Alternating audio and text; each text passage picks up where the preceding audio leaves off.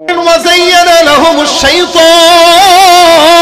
ما كانوا يعملون আল্লাহ পাক রব্বুল আলামিন বলেন গুনাহ যখন বান্দা করে আল্লাহ পাক রব্বুল আলামিন বলেন শয়তান গুনাহটাকে বান্দার সামনে সুন্দর পরিচ্ছন্ন করে তুলে ধরে, যার কারণে লাইটিং যেমন ঝকঝক ঝকঝক করে বান্দার সামনে গুনাহটাকে শয়তান সুন্দর করে জাকজমকপূর্ণ করে ধরে দেয়, যার কারণে বান্দা ঘুষ খাইলেও ঘুষটাকে সুন্দর মনে করে খায়, ঘুষটাকে হালাল মনে করে খায়, সুদ খাইলেও সুদটাকে ইন্টারেস্ট আর মুনাফা মনে করে খায়। আছে না নাই? শিক্ষার জোরে ডিগ্রির ভারে সাহেবের মাজা বাঁকা, মুস্কি হেসে সব অফিসে নেয় যে ঘুষের টাকা। শিক্ষিত এই মানুষদের দেশে তো অভাব নাই, শিক্ষিত এই মানুষদের দেশে তো অভাব নাই। মানুষ দেখতে চলো এবার জাদু ঘরে যাই সবাই, হায় রে সাধের দুনিয়ায় মানুষ পাওয়া বড় দায়। মানুষ দেখতে চলো এবার জাদু ঘরে যাই সবাই, ঠিক কিনা ভাইরা আমার? আল্লাহ পাক রব্বুল আলামিন বলেন তোমরা তোমাদের অন্তরকে ঠিক করো, অন্তর যতক্ষণ ঠিক না হবে বান্দা ততক্ষণ ভালো হবে না। অন্তর ঠিক বান্দার সব ঠিক। এই কারণে কোরআন সুন্নাহর আলো ঘরে ঘরে না দিলে দিলে ভাইরা আমার খুব বুঝবেন, শয়তান যখন ধোঁকা দেয় ওয়াযায়্যানা লাহুমুশ শাইতান, বান্দা শয়তান বান্দার সামনে গুনাহকে সুন্দর বানায় দেয়, যার কারণে গুনাহ যখন সুন্দর বান্দার কাছে মনে হয়, ওই বান্দার কাছে ঘরের ভিতরে যদিও সুন্দর বিবি থাকে, পরিমণীও থাকে, এরপর আরেকটারে ভালো লাগে। কি বলেন? এত সুন্দর সুন্দরী বউ, পরীর মতো বউ থাকার পরও কাজের বেডি কাইল্লা, দাঁত ফাঁকা, কথা বলতে গেলে থু বের হয়, গায়ের থেকে গন্ধ বের হয়, হাত একটা এরকম, এরপরেও বউরে মজা লাগে না? মজা লাগে কাজের মহিলারে, ঠিক কিনা? কাজের মহিলা কান্না আমার ভিতরে কি পাইলেন? আমার চোখ যদি তোর চোখে লাগায় দেখতি। এত সুন্দর বউ থাকতে এটা ভালো লাগে না, কেন লাগবে?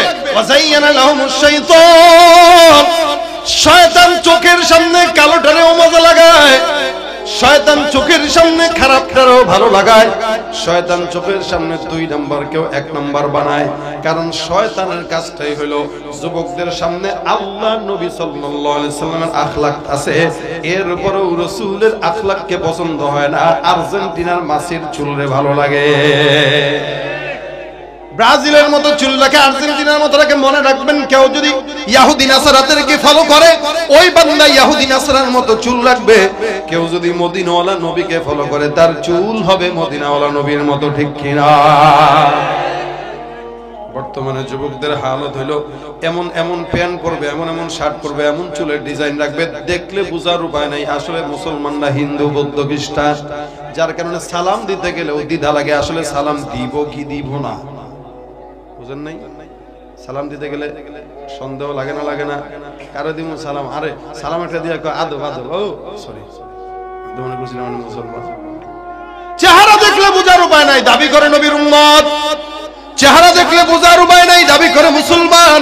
মুসলমান দাবির নাম নয়, মানার নাম, ঠিক কিনা ধরে কোন?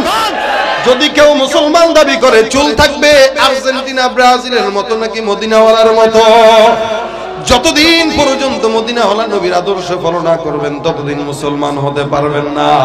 নামাজ নাই, রোজা নাই, হজ নাই, যাকাত নাই, পর্দা নাই, মুসলিম নাই, মুসলমান দাবি করে ভণ্ড নাকি মুসলমান?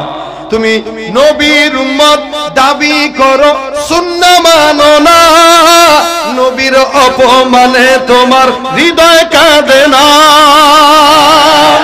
বিজাতীয় সংস্কৃতিতে সপেছো পরাণ, তুমি বিজাতীয় সংস্কৃতিতে সপেছো পরাণ। কেমন মুসলমান তুমি, কেমন মুসলমান?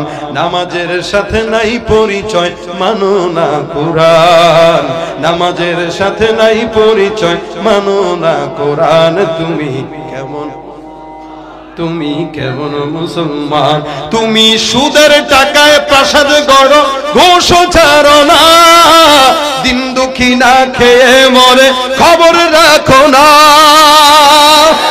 ঘুষ খেয়ে অবিচার করো, ঘুষ খেয়ে অবিচার করো, সাজিয়া প্রধান তুমি কেমন মুসলমান, তুমি কেমন মুসলমান। নামাজের সাথে নাই পরিচয়, মানো না কোরআন।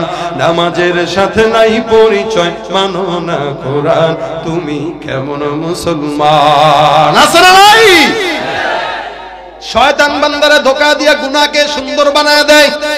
শয়তান বান্দাকে ধোঁকা দিয়া খারাপকে ভালো বানায়, ভালোকে খারাপ বানায়।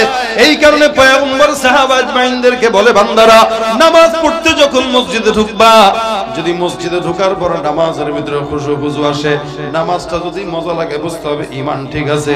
আর যদি মেলায় গেলে ভালো লাগে বুঝতে হবে ঈমান ঠিক নাই। কারণ একজন ঈমানদারের ঈমানটাকে মাপার জন্য সবচেয়ে বড় যন্ত্র দেখো ভালো কাজ করলে ভালো লাগে কিনা, খারাপ কাজ করলে খারাপ লাগে কিনা।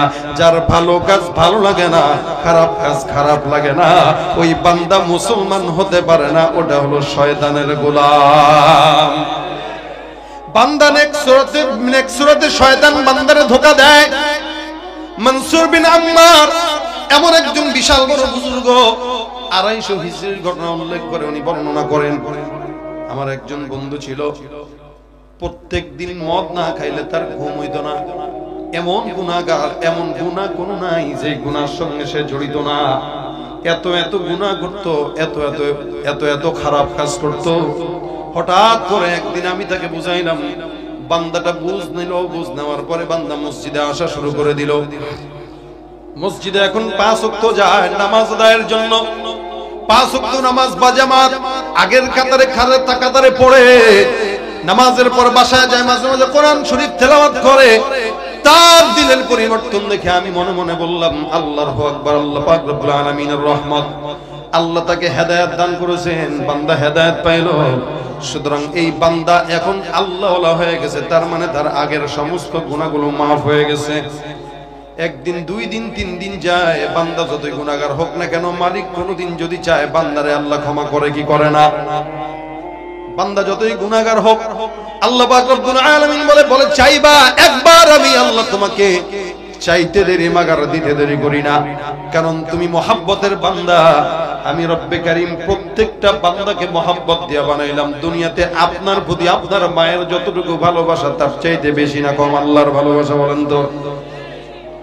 আল্লাহর নবী সাল্লাল্লাহু আলাইহি ওয়াসাল্লাম ডাক দিয়া বলেন, দুনিয়ার জমিনে আল্লাহ পাক মহাব্বত নামক জিনিসটা যখন সৃষ্টি করেছেন, ওই মহাব্বত নামক বস্তুটা আল্লাহ পাক বানান এটাকে 100 ভাগে ভাগ করেছেন।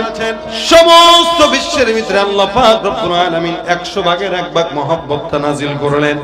1 ভাগ মহব্বত পাওয়ার পর একজন সন্তানের প্রতি বাবার যতটুকু মহব্বত, একজন বাবার প্রতি সন্তানের যতটুকু মহব্বত, একটা সন্তান 1000 অন্যায় করার পর যদি মায়ের কাছে ক্ষমা চায়, বাবার কাছে ক্ষমা চায়, আল্লাহ পাক রব্বুল আলামিনের ওই বান্দা তার সন্তানকে maaf করে কি করে না?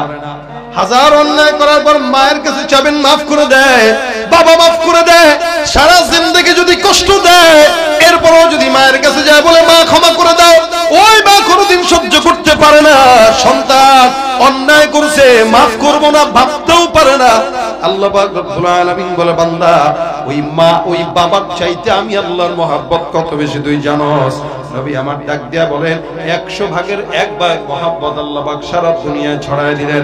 জিন্নাতের ভিতরে ছড়ায় দিলেন, মানুষের ভিতরে ছড়ায় দিলেন, ফেরেশতার ভিতরে ছড়ায় দিলেন, গোটা উম্মতের ভিতরে আল্লাহ পাক ছড়ায় দিলেন। বাকি থাকলো কয় ভাগ? 99 ভাগ মহব্বত। নবী আমার ডাক দিয়া বলেন, হে উম্মত, বাকি 99 ভাগ মহব্বত আল্লাহ পাক রব্বুল আলামিন শুধুমাত্র বান্দাকে ক্ষমা করার জন্য আল্লাহর দিলের ভিতরে রেখে দিয়েছেন। এটা হচ্ছে আমার মালিকের মহব্বত আপনার আমার বান্দার জন্য, গুনাহগারের জন্য। ওই বান্দাটাও মালিকের কাছে হয়তো ক্ষমা চাইলো, আল্লাহ পাক ক্ষমা করে দিলেন, নামাজি হয়ে গেল। হঠাৎ করে একদিন মনসুর বিন আম্মার বলেন, আমি মসজিদে প্রবেশ করলাম। প্রবেশ করার পর তাকায় দেখি বান্দাটা মসজিদের ভিতরে আর আসে না। কোথায়? আমি তার তালাশ করা আরম্ভ করে দিলাম, বান্দার কোনো দেখা পাওয়া যায় না। একটু একটু করে খুঁজতে খুঁজতে হঠাৎ করে একদিন চিন্তা করলাম, যেহেতু মসজিদে বহুত দিন হয়ে গেল দেখি না, তার বাসা পর্যন্ত যাই, দেখি বাসায় গিয়ে তাকে পাওয়া যায় কিনা।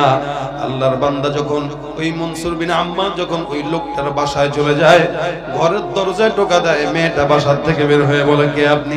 পরিচয় দিল যে আমি অমুক, তোমার বাবার কাছে আমার পরিচয় বলো, আমার পরিচয় তোমার বাবা ভালো করে জানে, তুমি তোমার বাবার খবর দাও। মেয়েটা ভিতর থেকে সংবাদ নিয়ে এসে ডাক দেয়া বলে, বাবা আপনাকে ভিতরে যেতে বললেন।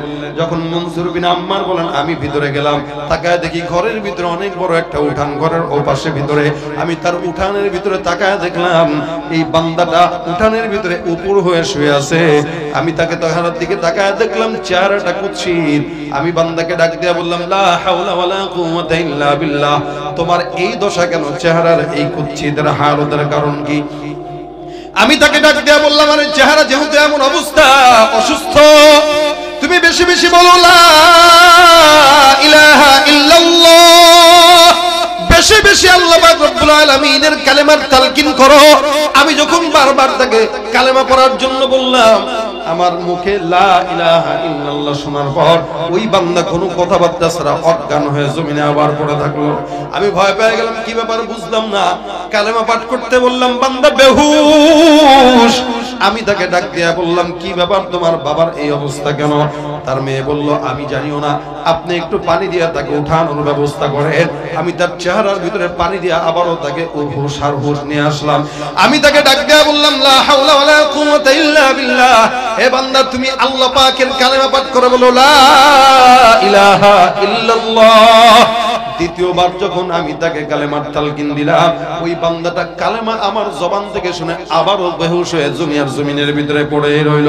আমি ভয় পেয়ে গেলাম, আবারও তার হুঁশ চলে আসলো। আমি ডাক দিয়ে বললাম, কি ব্যাপার? লা ইলাহা ইল্লাল্লাহ এই শব্দটা শোনার সঙ্গে সঙ্গে বেহুশ হওয়ার কারণটা কি আমি জানি না, তুমি আমাকে বর্ণনা করে শোনায় দাও। বান্দাটা ডাক দিয়া বলে, মাফ করবা, আমি আসমানের মালিকের নাম জবান দিয়ে উচ্চারণ করার মতো ক্ষমতা আমার নাই। আমার অবস্থা তুমি জানো, আল্লাহ পাক রব্বুল আলামিন আসমানের মালিক এই কালেমাটা আমার জবান দিয়ে নেওয়ার মতো আর ক্ষমতা দেয় নাই। এই কালেমা আর আমার জবানের মাঝখানে বিশাল বড় প্রাচীর লাগায় দিছে। আমি ইচ্ছা করলেও কালেমা আমার জবান দিয়ে উচ্চারণ করতে পারতেছি না। মনসুর বিন আম্মার বলেন, আমি সঙ্গে সঙ্গে পেরেশান হয়ে গেলাম, কি ব্যাপার? আল্লাহর কালেমা যদি কেউ পড়তে না পারে, অসুস্থ অবস্থায় মৃত্যুবরণ মৃত্যু সজ্জায় যদি কেউ পড়তে না পারে, এটা তো বেঈমানের আলামত। কারণ একজন ইমানদার বান্দা মরণের আগে কালেমা পাঠ করবে, এটাই তার মনের আশা থাকে, ঠিক কিনা বলেন তো? কিন্তু এমন একটা হালত, সাকরাতুল মাউত চলে আসছে, এখনো পর্যন্ত বান্দাটা কালেমার তালকিন দিতে পারে না, বাকি সব কথা বলতে পারে। আমি তারা জিজ্ঞাসা করলাম, হে ভাই, তুমি যদি এই শেষ মুহূর্তে কালেমা তালকিন জবান দিয়ে নিতে না পারো, তাহলে তোমার সারা জিন্দেগির আমল কোথায় গেল? নামাজ কোথায় গেল? হজ কোথায় গেল? যাকাত কোথায় গেল? সামনে নামাজ আদায় করতে, কোরআন তেলাওয়াত করতে, ওগুলা কোন জায়গায় গেল? আমি তাকে যখন প্রশ্ন করলাম, সে এত পেরেশান, তার মুখে ভয়ের ছাপ। সে আমাকে ডাক দিয়া বললে, মনসুর, আমি আল্লাহ পাক রব্বুল আলামিন দুনিয়ার জমিনে আমারে পাঠাইলেন, আমার বড়ই দুর্ভাগ্য। আমি এতদিন পর্যন্ত নামাজ আদায় করছি, যাই কিছু করছি, ইবাদত করছি, জিকির আজকার করছি, সব কিছু বান্দার জন্য, একটা জিনিসও মালিকের জন্য আমি কোনোদিন করি নাই। আমি যখন প্রথম জিন্দেগিতে গুনাহ করতাম, তুমি আমাকে বারবার নিষেধ করতা। আমাকে শয়তান ওয়াসওয়াসা দিয়া বলল, এরে ভাই, নামাজ আদায় কর, যা তুই নামাজ পড়, এটা তোর জন্য একটা ভালো দিক। কেন? তুই যখন মদ্যপান করস, তোর সমাজের মানুষ খারাপ চোখে দেখে। তুই যখন নামাজ আদায় করবি, রাত্রিবেলা মদ পান করবি, মদ পান করার কথা কেউ জানবে না। ফজরের নামাজ, এশারের নামাজ, রাত্রিবের নামাজ, জোহরের নামাজ, আসরের নামাজগুলো সব 5 ওয়াক্ত নামাজ যখন জামাতের সঙ্গে পড়বি, মানুষ মনে করবে এমন বড় নামাজি কোনোদিন মদ মনে হয় খাইতে পারে না। একদিকে নামাজ আদায় করবি, মানুষও তোরে ভালো মনে করবে, আরেকদিকে ঘরে এসে ওই উল্টা পাল্টা সমস্ত গুনাহের কাজ করবি, নফসের খায়াসের মোতাবেক, ওটাও কেউ জানবে না। নামাজের কথাই সবাই জানবে, সুতরাং নামাজও হবে, এটাও হবে। শয়তান আমাকে নেক্সট সূরাতে ধোঁকা দিয়ে দেয়। আমি চিন্তা করলাম সমাজ এই অফারটা তো ভালো, এত সুন্দর লেবাস লাগাইলাম, মসজিদে যাইলাম, 5 ওয়াক্ত নামাজ বা জামাত আদায় করলাম। এই নামাজগুলো পড়ার পর রাত্রিবেলা যখন ঘরে আসতাম, এমন কোন রাত্রি নাই যেই রাত্রিতে ঘরে এসে আমি মদের গ্লাসে চুমুক না দিছি। নাউযুবিল্লাহ। আমি নামাজ আদায় করতাম, এশারের নামাজ, ফজরের নামাজ আদায় করতাম, এশারের নামাজের পরে সাথে সাথে বাসায় এসে মদ পান করে ঘুমায় যাইতাম। কখনো কখনো নারী নিয়ে সময় লাগাইতাম। এমন করতে করতে হঠাৎ করে একদিন আমি অসুস্থ হয়ে গেলাম। খুব বুঝেন, দেখেন, একদিন আমি অসুস্থ হয়ে গেলাম। অসুস্থ হওয়ার পর কোনো প্রকার ওষুধ আমাকে সুস্থতা করতে পারে না। এত এত ওষুধ খাই, কবিরাজ দেখাই, হ্যান করি তেন করি, কোনো সুস্থতা নাই। হঠাৎ করে একদিন মাথায় আসলো, আমি কোরআনটা হাতের ভিতরে বউকে ডাক দিয়া বললাম, বিবি আমার হাতে কোরআনটা দাও, কোরআনটা একটু তেলাওয়াত করি। বিবি আমার হাতের ভিতরে কোরআন শরীফটা দেয়, সুন্দর করে তেলাওয়াত করলাম। তেলাওয়াতের পর আসমানের দিকে কোরআনটা তুলে ধরে ডাক দিয়া বলতেছি, আল্লাহ এই কোরআনটা আমি মাত্রই তেলাওয়াত করলাম, মালিক এই কোরআনটার উসিলায় তোমার কাছে চাইলাম, আল্লাহ এই কোরআনের উসিলায় আমার যত রোগ আছে, বালা আছে, সব তুমি দূর করে দাও। কারণ আল্লাহ পাক রব্বুল আলামিন বলেন, ওয়ানুনাজ্জিলু মিনাল কুরআনি মা হুয়া শিফাউ ওয়া রাহমাতুল লিল মুমিনিন। সারা দুনিয়ার মানুষের জন্য কোরআনটাকে শিফা আর রহমত হিসেবে নাযিল করলাম। আমি আমার মালিকের কাছে ডাক দিয়া বললাম, আল্লাহ এই কোরআনটা যেহেতু শিফার জন্য তুমি নাযিল করলা, আমাকে এই সমস্ত অসুস্থতা থেকে কোরআনের উসিলায় তুমি আল্লাহ সুস্থতা দান করে দাও। আল্লাহর কসম, আল্লাহর কসম, আমি আল্লাহর কাছে চাইলাম, আসমানের মালিক আর দেরি করে নাই, আল্লাহর কাছে চাইতে দেরি। আমি তাকায় দেখি আমার ঘর শরীরের ভিতরে আগের মতো পূর্ণ সুস্থতা দান করে দিয়েছেন আল্লাহ। কোরআনটাকে আমি উসিলা বানায় দিলাম, মালিক রব্বে কারীম আমাকে সুস্থতা দান করলেন। এরপরে আমি আবার কিছুদিন মসজিদে যাওয়া আসা শুরু করলাম, গুনাহ বাদ দিয়া দিলাম। শয়তান নফসের ভিতরে খোঁচা দিয়া বলে, রে তুই কি শুরু করলি আবার? একটু খাস না, মদের ভিতরে চুপটা লাগাস না, তোর ঘরের সামনেই তো আছে, খাইলে দেখবে এটাকে, গভীর রাতে খাবি, কেউ তোরে দেখবে না, মানুষও জানবে না। কিন্তু আমি জানতাম না আসমানের মালিক সর্বক্ষণিক আমাকে দেখে। আল্লাহ পাক এই কারণে বলেন, ওয়া ইন্না আলাইকুম লাহাফিজিন কিরামান কাতিবিন ইয়ালামুনা মা তাফআলুন। সমস্ত কিছু বান্দার দেখে, আল্লাহ দেখে কি দেখে না? হ্যাঁ, এই যে রাত্রেবেলা বসা আছেন, দেখে কি দেখে না? এক আল্লাহওয়ালার কাছে, এক বুজুর্গের কাছে এক বান্দা এসে ডাক দিয়া বলে, হুজুর গুনাহ করতে মন চায়, কি করব বলেন? আল্লাহওয়ালা ডাক দিয়া বলে, 3 জায়গায় যায় গুনাহ করবা জায়েজ হয়ে যাবে, 3 জায়গায় যায় গুনাহ করবা জায়েজ হয়ে যাবে। এক জায়গায় এমন জায়গায় যাও যেই জায়গায় গুনাহ করলে সবাই না দেখলেও আল্লাহও কিন্তু দেখবে না, এমন একটা জায়গায় যায় গুনাহ করবা যে আল্লাহ যেখানে তোমার গুনাহ দেখে না। আল্লাহর বান্দা ডাক দিয়া বলে, এমন কোন জায়গা দুনিয়ার জমিনে নাই যেই জায়গায় গুনাহ করব অথচ আমার মাওলা দেখবে না। 2 নম্বর, এমন জায়গায় যায় গুনাহ করো যেখানে ফেরেশতারা তোমার আমলনামা লিখবে না। 3 নম্বর, এমন জায়গায় যায় গুনাহ করো যেই জায়গায় আজরাইল ফেরেশতা তোমার জান কবজ করার জন্য যাবে না। এই বান্দা 3 জায়গা যদি পাও, ওই 3 জায়গায় যায় বান্দা তুমি গুনাহ করো। বান্দা করে ডাক দেয়া বলে, হুজুর এমন 3 জায়গা দুনিয়ার জমিন কেন, আসমানের উপরেও গেলে কোনোদিন পাওয়া যাবে না, কারণ সারা দুনিয়ার সব কিছু আমার মালিকের পর্যবেক্ষণে আছে না নাই? সমস্ত জায়গায় যেখানেই যাবেন মালিক দেখে। এই জন্য আল্লাহ পাক রব্বুল আলামিন বলেন, লা তাখুযুহু সিনাতুন ওয়ালা নাওম। এমন একটা দিন নাই যেদিন আল্লাহ পাক ঘুমায়। এ মুসলমান, আপনি ঘুমান, আমি ঘুমাই, সবাই ঘুমাইলে দুনিয়া চলে, কিন্তু আসমানের মালিক আল্লাহ ঘুমাইলে দুনিয়া চলতে পারে না। এই কারণে ভাইরা আমার, দুনিয়ার জমিনে বুঝবেন খুব, বান্দা মনে করে আমি গুনাহ করতেছি, দরজা তো লাগানো, জানালা তো লাগানো, সিসি ক্যামেরা যদি থাকে কোনো বান্দা চিন্তা করবে না গুনাহ করার। কিন্তু আল্লাহ পাক রব্বুল আলামিন সিসি ক্যামেরা লাগায় রাখছেন। দুনিয়ার মানুষের কাছে গুনাহের ভিডিও যদি থাকে আমরা পাগল হয়ে যাই, কিন্তু মালিকের কাছেও তো আপনার আমার গুনাহের ভিডিও আছে না নাই? যদি আল্লাহ পাক ধরে, বান্দা আল্লাহর হাত থেকে বাঁচার মতো কোনো উপায় নাই। এই জন্য ভাইরা আমার, বান্দা এখন ডাক দিয়া বলতেছে, মনসুর আমি যে একবার অসুস্থ হইলাম, তারপরে দ্বিতীয়বার এমন গুনাহ করতে করতে হঠাৎ করে আরেকদিন সেই রোগ আমাকে দেখা দিয়ে দিল। আমি যখন দ্বিতীয়বার এই রোগে আক্রান্ত হওয়ার পর আমি যখন গুনাহ করলাম, আবার অসুস্থ হয়ে গেলাম।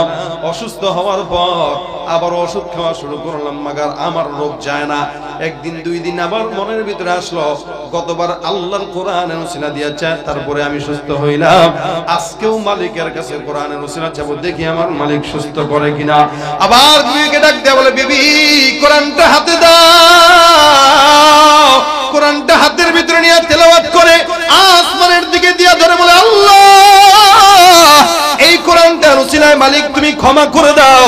আল্লাহ পাক রব্বুল আলামিন দ্বিতীয়বারের মতো ক্ষমা করলেন। হে মুসলমান, আবারও বান্দা সুস্থ হয়ে গেল। তৃতীয়বার এমন কিছুদিন যায়, আবারও আমি আমার শয়তানের ওয়াসওয়াসায় পড়ে গুনাহের পথে হাঁটি। আমার দিলের ভিতরে একটা বিশ্বাস শয়তান ঢুকায় দিয়েছে, কি বলে, গুনাহ করলে সমস্যা নাই, কোরআনটা হাতের ভিতরে নিয়ে মাফ চাবি, মালিক তোরে ক্ষমা করে দিবে, সুস্থতা দান করবে। মনে রাখবেন, অনেকে মনে করে এখন গুনাহ করব, আবার আগামীকাল তওবা করব, এখন গুনাহ করব, তওবা করব।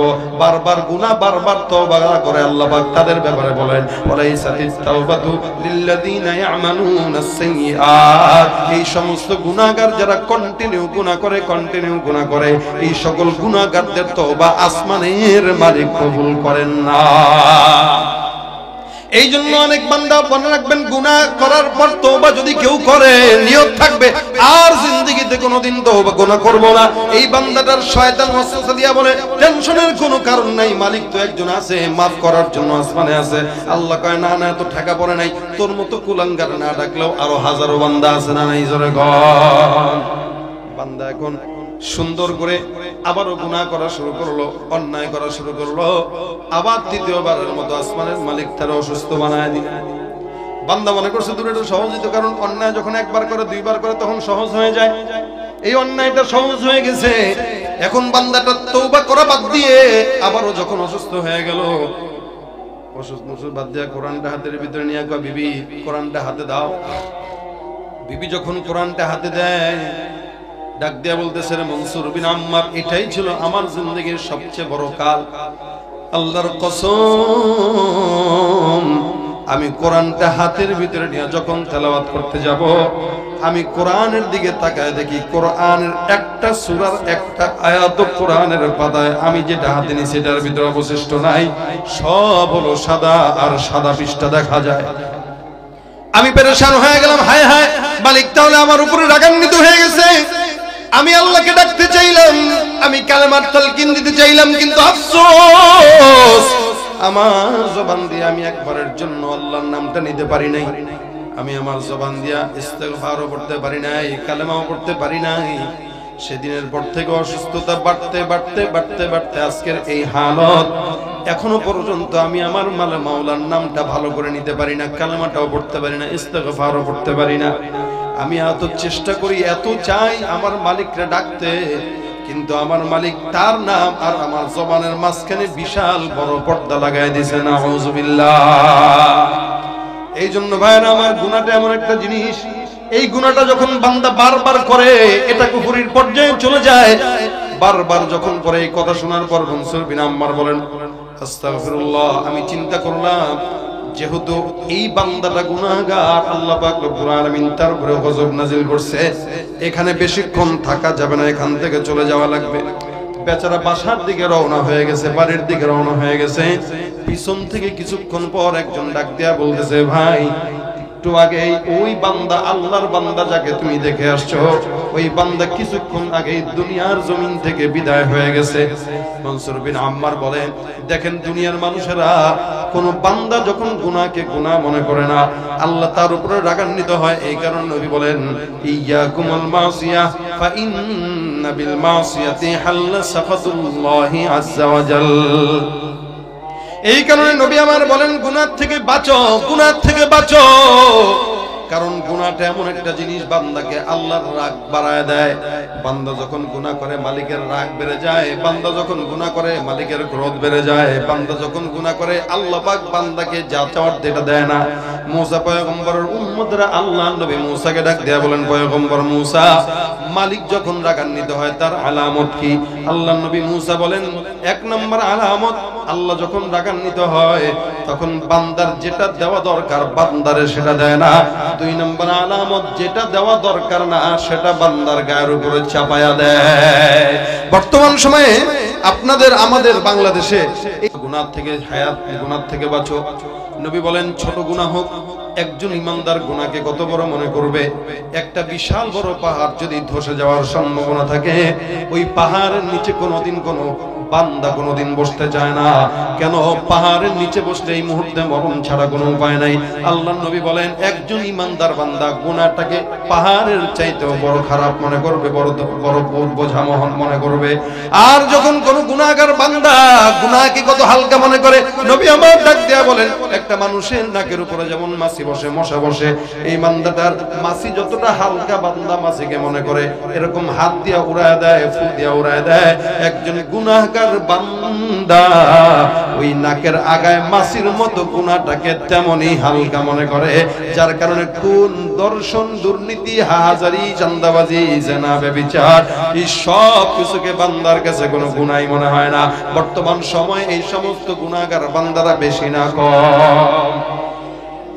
দর্শক বেশি, জিনাকারী বেশি, দুর্নীতিবাজ বেশি, হায়াওয়ান বেশি হয়ে গেছে। যদিও মানুষের মতো দেখা যায় কিন্তু চেহারায় মানুষ এলে মানুষ বলা যায় না, কারণ এমন এমন কাজ করে যে এই কাজ গরু ছাগলও করে না। ওই কাজ মানুষ করার কারণে আল্লাহ বলেন বালহুম আদল, ওরা তো কুকুর, হায়াওয়ান, ওগুলার চাইতেও বড় নিকৃষ্ট, ঠিক কিনা? এই কারণে নবী আমার বলেন বান্দারা মনে রাখবেন খুব, তাহাজ্জুদ, বান্দা ওলি হওয়ার জন্য তাহাজ্জুদ জরুরি না। বান্দা বুজুর্গ হওয়ার জন্য বেশি বেশি কোরআন তেলাওয়াত জরুরি না। বান্দা বুজুর্গ হওয়ার জন্য জিকির বেশি জরুরি না। বুজুর্গ হওয়ার জন্য সবচেয়ে বড় জরুরতের বিষয় হলো গুনাহ থেকে বেঁচে থাকা। কি থেকে বেঁচে থাকা বলেন? গুনাহ থেকে বেঁচে থাকা। যে গুনাহ থেকে বেঁচে থাকলো সে সবচেয়ে বড় বুজুর্গ। আর যে নামাজ পড়লো কিন্তু গুনাহ করলো, নামাজই যদি খালি বুজুর্গের আলামত হইতো, আমাদের দেশে অসংখ্য নামাজি আছে যারা ভোটের জন্য নামাজ আদায় করে, আছে না? অসংখ্য হাজি আছে যারা হাজি সাহেব ডাক শোনার জন্য হজ করে। অসংখ্য মানুষ আছে যারা ইবাদত করে বান্দাকে দেখানোর জন্য, আল্লাহর উদ্দেশ্য। এই কারণে ইবাদত বড় বিষয় না, বড় বিষয় গুনাহ থেকে বেঁচে থাকা। যে গুনাহ থেকে বাঁচলো সে বড় বুজুর্গ। ছাত্র ভাইরা আছেন, আমিও আছি, আপনারা আছেন। গুনাহগার আমরা সবাই গুনাহ করি। নফস আমাদেরকে গুনাহ করতে মন চাওয়ায় দেয়, গুনাহ করতে উদ্বুদ্ধ করে। এই জন্য নবী আমার বলেন আল মুজাহিদু মান জাহাদা লিনাফসি, সবচেয়ে বড় মুজাহিদ সেই যে নিজের নফসের সঙ্গে জিহাদ করে। সুবহানাল্লাহ। নফসের সঙ্গে জিহাদকে রাসূল মুজাহিদ বলেছেন। তরবারি নিয়ে জিহাদ করার নাম মুজাহিদ, শুধু তাই নয় বরং নফসের সঙ্গে যে জিহাদ করলো সেও অন্যতম মুজাহিদ। এজন্য নফস যদি বলে বাজারে যা, আমি বলবো তুই মসজিদে ঢুক। নফস যদি বলে মেলায় যা, আমি বলবো মাহফিলে ঢুক। নফস যদি বলে গান শুন, আমি বলবো আল্লাহর কোরআনের তেলাওয়াত শুন। ঠিক কিনা জোরে বলেন? এটা হবে ইমানদারের কাজ। কারণ বিশেষ করে যুবকেরা গুনাহের ভিতরে জর্জরিত থাকে বেশি। যুবকদের গুনাহ করার চাহিদা বেশি হয়, মুরব্বীদেরও হয়। যুবকরা করতে পারে সরাসরি, মুরব্বীরা পারে না, কারণ বয়স হয়ে গেছে, তার পিছনে দৌড়াইব কেডা। এই জন্য বরের ভিতরে বসে বসে, বারান্দায় বসে বসে, ঠ্যাঙের উপরে ঠ্যাং দিয়া রাস্তায় কোনো মেয়ে গেলে তাকায়। মুরব্বীদের গুনাহ হলেই অন্তরে গুনাহ, আর যুবকরা গুনাহ করে অঙ্গে অঙ্গে। এই কারণে যুবকদের ব্যাপারে নবী বলেন, রাসূল সাল্লাল্লাহু আলাইহি ওয়াসাল্লাম বলেন ওয়াশাবুন নাশা ফি ইবাদাতিল্লাহি তাআলা, যেদিন কিয়ামতের ময়দানে সূর্য মাথার উপরে থাকবে ওই দিন আল্লাহ পাক রব্বুল আলামিন আরশের ছায়ায় একজন ঈমানদারকে জায়গা দান করে দিবেন। আল্লাহ পাক দান। এটা যুবকদের জন্য বলেছেন। যুবক ঠিক তো সারা দুনিয়া ঠিক, যুবক নষ্ট তো দুনিয়া নষ্ট।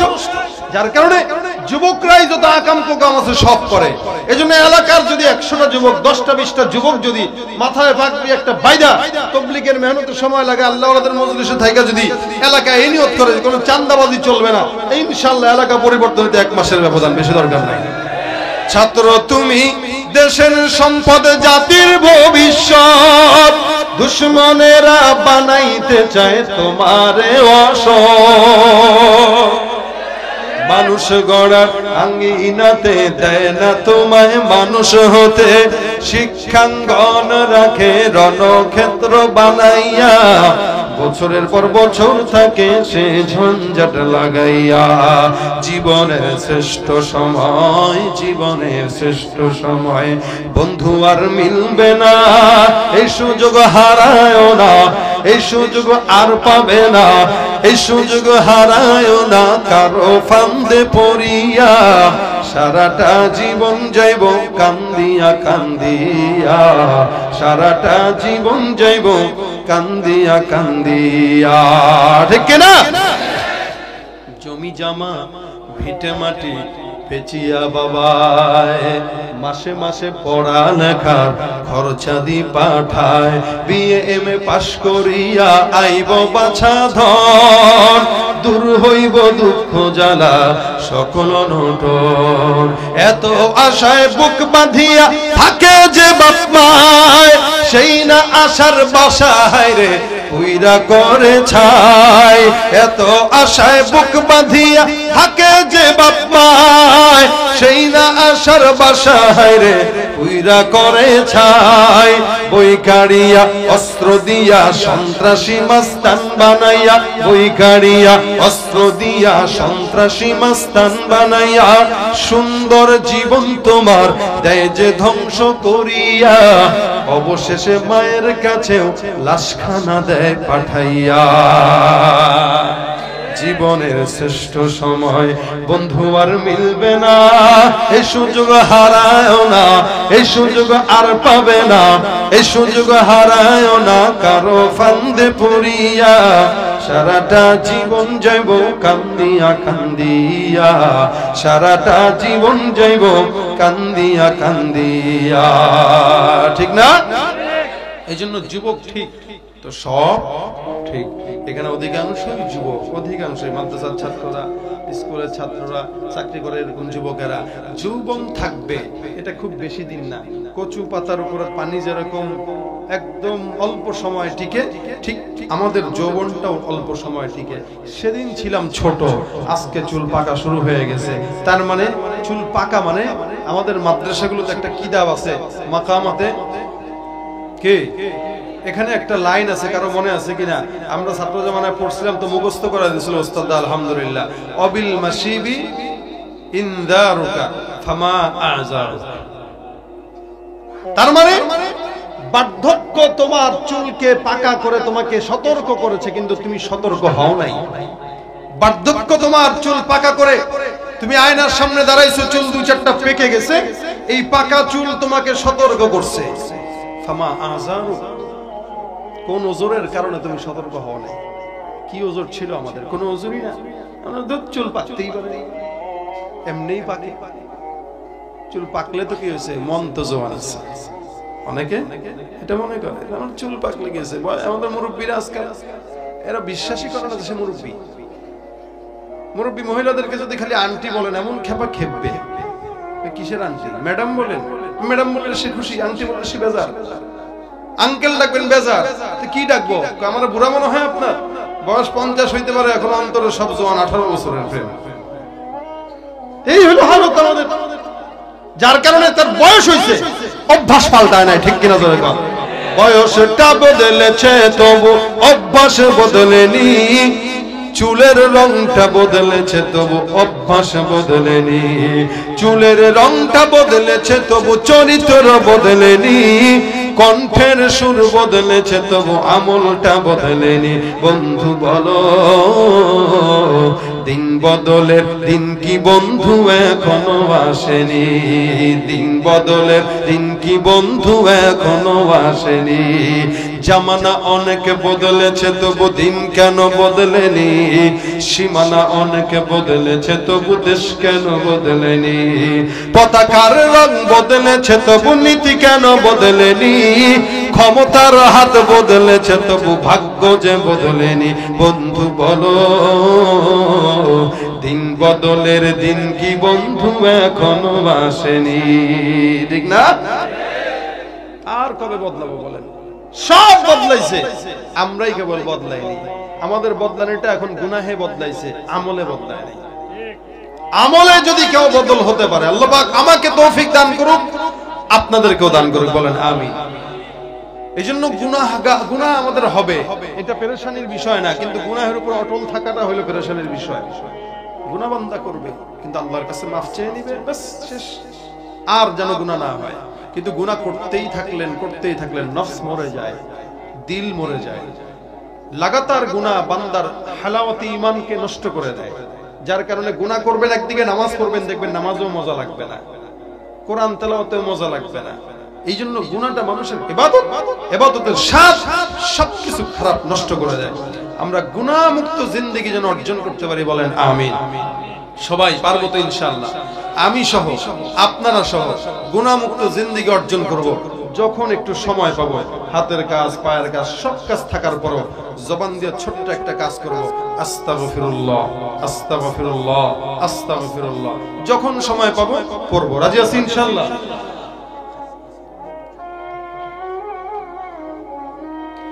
তো এই শব্দ একটা ছোট্ট, যদিও এটার ফায়দা আছে। আমি 3টা ফায়দা আপনাদেরকে বলি। আলহামদুলিল্লাহ, আজকে